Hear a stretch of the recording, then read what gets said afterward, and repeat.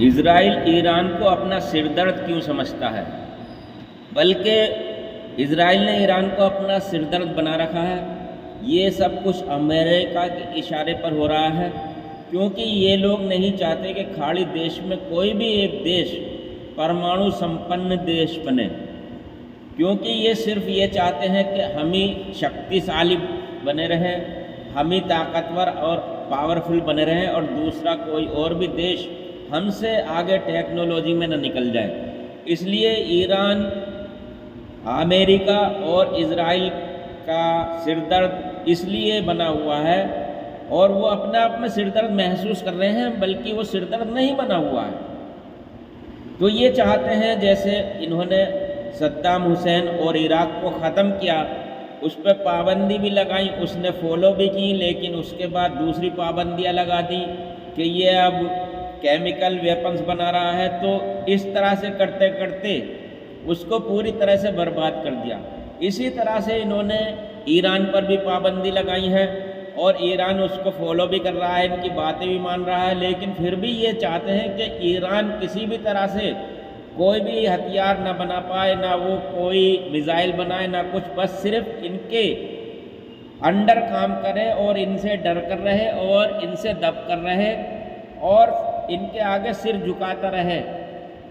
Iran चाहता है कि मैं जो है अपने जनता, अपने देश के लिए काम करूं और न्यूक्लियर जो भी उसके रिएक्टर हैं वो चाहता है कि इससे जो एनर्जी और ऊर्जा प्रदान की जाए, ना कि किसी को नुकसान पहुंचाया जाए।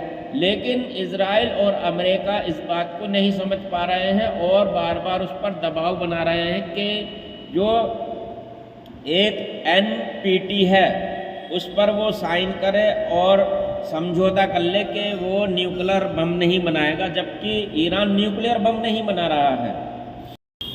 न्यूक्लियर बम की एक संधि हुई थी जिसका नाम है NPT। इसको कहते हैं न्यूक्लियर नॉन प्रोलिफरेशन ट्रीटी। ये अब किस किस के बीच हुई थी? ये हुई थी कई लोगों के बीच। ये है परमाणु बम संधि, जिसे परमाणु अप्रसार संधि भी कहा जाता है। इसका शॉर्ट नेम NPT है।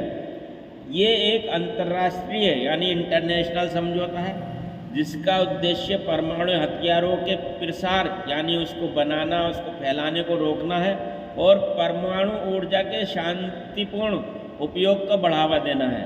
ये संधि 1968 में तैयार की गई थी और 1970 में लागू हुई। 1970 में बनी हुई ये संधि या ट्रीटी का मकसद है शांति का एक लक्ष्य, जो परमाणु हथियारों को पूरी तरह से ख़त्म करना है।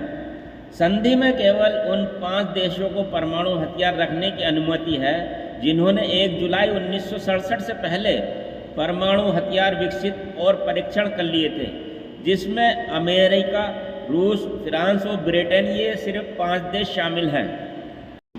भारत का मानना है कि संधि परमाणु हथियारों के प्रसार को रोकने के लिए एक समान दृष्टिकोण नहीं अपनाती है, क्योंकि यह केवल कुछ देशों को परमाणु हथियार रखने की अनुमति देती है, बाकी देशों को क्यों नहीं देती। यानी इन देशों से दूसरे देशों को खतरा है, लेकिन दूसरे देशों को इनसे खतरा नहीं है। ये कैसे हो सकता है? भारत ने 1974 में अपना पहला परमाणु परीक्षण किया और उसके बाद ये अपना परमाणु कार्यक्रम विकसित किया। भारत को परमाणु राष्ट्र माना जाता है, लेकिन वह NPT का हिस्सा नहीं है। इसी तरह से ईरान ने NPT पर सिग्नेचर तो किए हैं, लेकिन उस पर परमाणु हथियार बनाने का संदेह है। इसके अलावा पाकिस्तान, इज़राइल और उत्तर कोरिया भी NPT का हिस्सा नहीं है, लेकिन इनके पास परमाणु हथियार हैं, परमाणु बम हैं। तो ये एक तरफा फैसला है।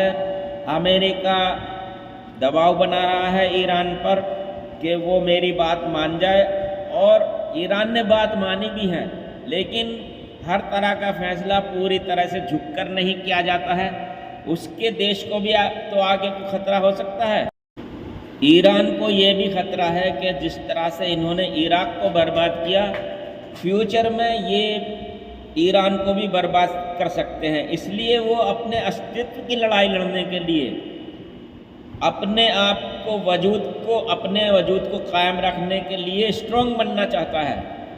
ईरान का तरक्की करना ही यूरोपियन देशों का, इजराइल का, अमेरिका का ये आंखों की कांटा बना हुआ है और कोई बात नहीं है।